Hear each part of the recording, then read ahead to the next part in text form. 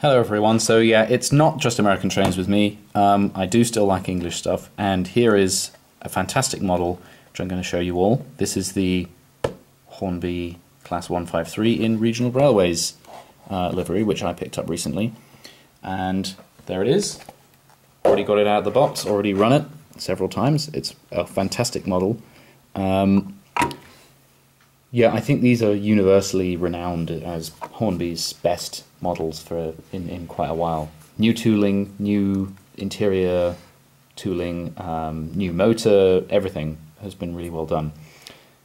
Small thing to get out of the way very quickly, the pilots, these little snowplowy things that are attached to the front, if you buy the Regional Railways model, they will not be in the box with it. You have to buy those separately. So I got onto Peter's Spares on eBay, which is a fantastic place if you ever need spare parts, motors, or detail parts for anything Hornby, and probably quite a bit of Bachmann stuff as well. He's got a lot of stuff on eBay. So I picked up a couple of extras from there. The reason being, I think that when originally the 153s were made, they didn't have snowplows, or they didn't have these pilots on. So Hornby decided to make these without them, even though every other model they do, all of like the Northern Rail and the other liveries do have them. Which is weird because on the box it shows it with the plows. So anyway, I don't know, I don't get it.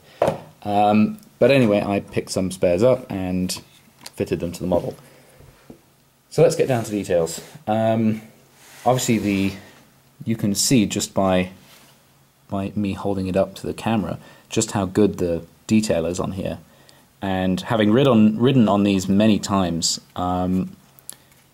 it's quite a lifelike experience having one of these, because the side of these really are, there are this many bumps and rivets and little things, so it does look pretty good.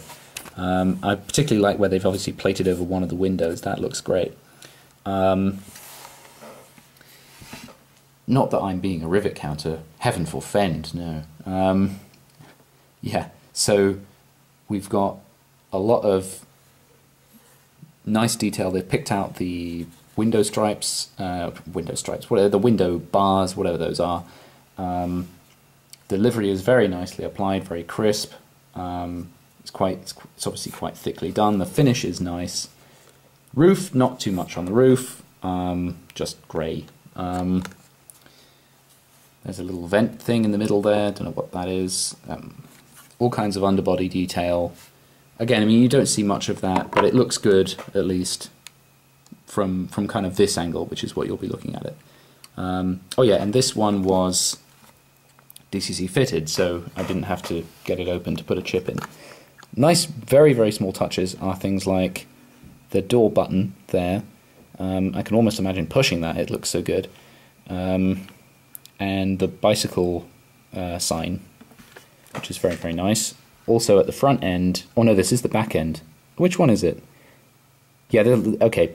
So, most of you probably know this, but when the 153s were new, they were converted from two-car trains, which were the 155s. I think they were 155s originally, and then they separated them into two. I can't remember why. I think it was either the problem they were having with the couplings, or it was a problem they were having with the diaphragms. I can't remember. So for whatever reason, they split them up into two, and built new cab ends. I think this is the new cab end, and this one was the original one that used to be a 155 end. The only difference being is that the lights are slightly higher on this one, and the windows are a slightly different shape. I mean, it doesn't really matter because they look pretty similar anyway. They're both yellow, but in any case, they've been modelled very, very nicely. One of the things I really like is that they've actually moulded a proper coupler and not just left you with a NEM coupling. Although it does come with NEM couplings in the box if you want to, run two of these together. What other stuff is there? Well, I suppose you can see that there's this little plate thing in between the light and the rest of it. this little black plate. I guess that's, not quite sure what that is. I guess that's like a builder's plate or something. As many people have pointed out, including Will, Intercity82, good friend of mine, the motor is housed right in here, so you don't have to, they haven't taken up any interior space by putting a great big motor in the middle, which is something that they do struggle with a lot when they're modelling these DMUs, because there's plenty of space in a real DMU to put the motor in subfloor, but obviously in an 00 model they haven't got that much space. So they've done very well there. And there's just the motor in that end. This end is unpowered, but it's pickup for the lights and so on.